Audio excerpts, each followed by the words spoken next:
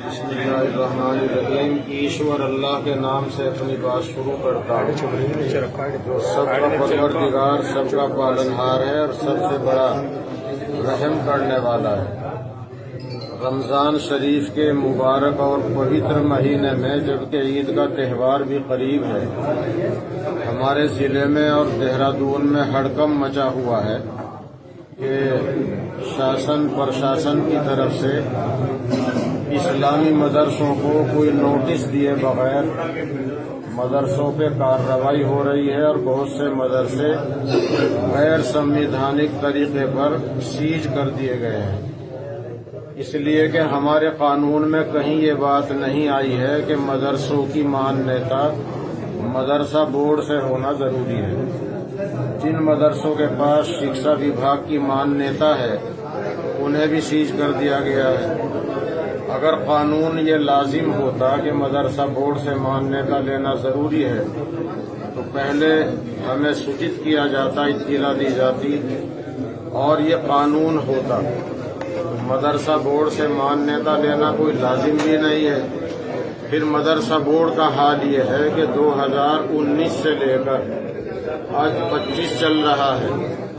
2019 के बाद सारे मदरसों के लोग परेशान रहे मान्यता लेने के लिए, मगर मदरसा बोर्ड की कोई मीटिंग ही नहीं हुई।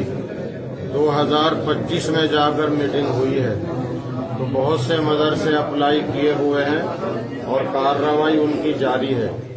उनको भी सीज कर दिया गया है। तो ये समझते हैं कि ये सीज करना ही असंवैधानिक है, इसलिए कि हमारे संविधान ने तमाम अक़लियतों को और मुल्क के तमाम बाशिंदों को अपने मजहब की तालीम, तबलीग, प्रचार का बराबर हक दिया है और वो इस तरह से तालीम का, शिक्षा का इंतजाम करें कि वो देश मुखालिफ ना हो। हमें इस बात पर फख्र है कि हमारे देश के पहले राष्ट्रपति जी डॉक्टर राजेंद्र प्रसाद जी, मुंशी प्रेमचंद, डॉक्टर जाकिर हुसैन साहब ये मदरसों में पढ़ के आए थे और हमें इस बात पर गर्व और फख्र है कि हमारे दीनी मदरसों में, इस्लामी मदरसों में कोई पाठ ऐसा नहीं पढ़ाया जाता जो देश मुखालिफ हो या देश की संपत्ति को नुकसान पहुंचाने वाली कोई शिक्षा, कोई तालीम नहीं दी जाती। इसके बावजूद बगैर किसी कानून के सहारा लिए हुए मदरसों को सीज करना, कार्रवाई करना और सबसे अक्सरियत वाली अक़लियत को परेशान करना, ये समझ से बालातर बात है। हम शासन प्रशासन से उम्मीद करते हैं कि ये गैर संवैधानिक कार्रवाई रोकी जाए और रमज़ान शरीफ और ईद का कम से कम ख्याल रखा जाए और मदरसों को मौका दिया जाए। अगर उनके पास कोई कागजात मुकम्मल नहीं है तो वो अपने कागजात की कार्रवाई मुकम्मल करें। मदरसों के जिम्मेदार भी आए हैं जिनके मदरसे सीज किए गए हैं।